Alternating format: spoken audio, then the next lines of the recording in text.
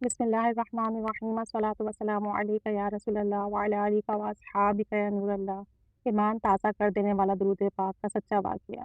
حضرت قاضی شرف الدین بازی رحمۃ اللہ علیہ نے اپنی کتاب میں حضرت شیخ محمد بن موسیٰ ابن نعمان کا واقعہ نقل فرمایا ہے۔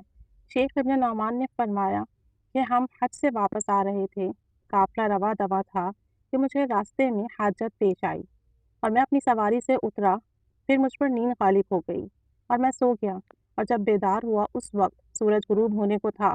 میں نے بیدار ہو کر دیکھا کہ میں غیر آباد جنگل میں ہوں۔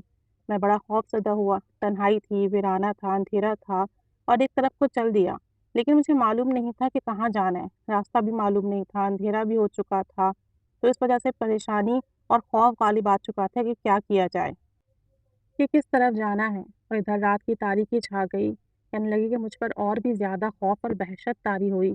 مصیبت پر مصیبت یہ کہ پیاس کی شدت تھی، یعنی کہ پانی کا بھی نام و نشان نہیں تھا، پیاس بھی لگ رہی تھی، اندھیرا بھی تھا۔ انہیں لگا گویا میں ہلاکت کے کنارے تک پہنچ چکا ہوں اور موت کا منہ دیکھ رہا ہوں۔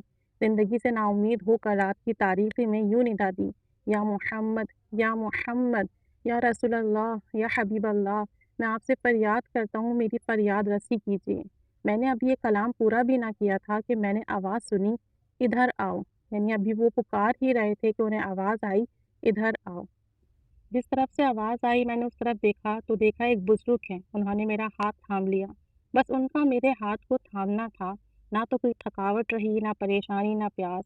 یعنی جیسے ان بزرگ نے میرا ہاتھ تھاما، میرے اندر سے سارا خوف، غم سب کچھ دور ہو گیا، تھکاوٹ، پیاس کچھ بھی نہ رہی، اور ان سے ایک انس سا ہو گیا، محبت سی ہو گئی۔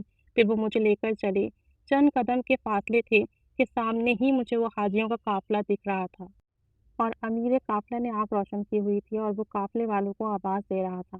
اچانک میں کیا دیکھتا ہوں کہ میری سواری میرے سامنے کھڑی ہے۔ میں ہماری خوشی کے پکار اٹھا اور ان بزرگ نے فرمایا، یہ تیری سواری ہے۔ یعنی آپ یہ دیکھیں کہ ابھی نبی کریم صلی اللہ علیہ وسلم کو صرف پکارا ہے، کچھ لمحوں پہلے پکار اور فریاد بھی پوری نہیں ہوئی ہے کہ اچانک سے نبی کریم صلی اللہ علیہ وآلہ وسلم کی طرف سے مدد آ گئی۔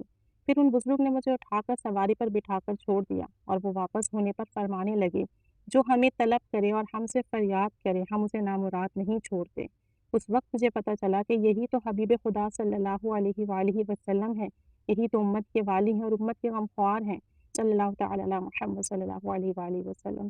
جب سرکار تشریف لے جا رہے تھے تو اس وقت میں دیکھ رہا تھا کہ رات کی تاریکی میں حضور صلی اللہ علیہ وآلہ وسلم کے انوار چمک رہے تھے۔ پھر مجھے سخت خوف ہوئی کہ ہائے رے قسمت، میں نے حضور صلی اللہ علیہ وسلم کی قدم بوسی کیوں نہ کی، میں کیوں آپ کے قدموں سے نہ لپٹ گیا، میں نے کیوں آپ کے قدموں کی قدم بوسی نہ کی۔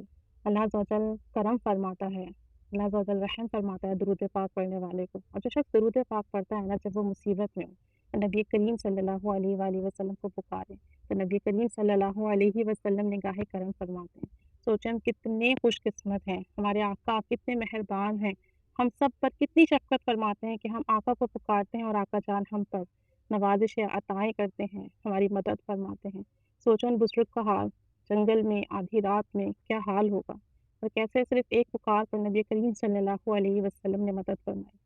بس دل سے پکارنے کی بات ہے، دل سے پکاری اور کرم نوازیاں دیکھیے۔ اللہ عز و جل ہمیں آقا کریم صلی اللہ علیہ وآلہ وسلم سے جوڑ دے، خوب درود پاک پڑھنے کی توفیق عطا فرمائے، آمین، صلی اللہ علیہ وآلہ وسلم۔